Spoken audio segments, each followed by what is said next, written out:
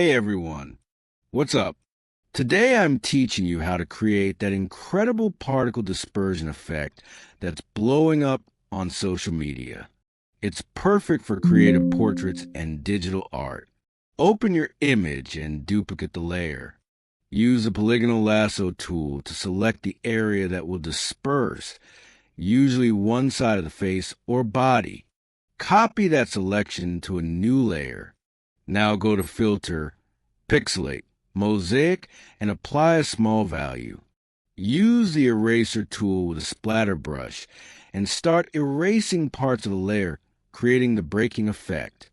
Download particle brushes or use the scatter brush.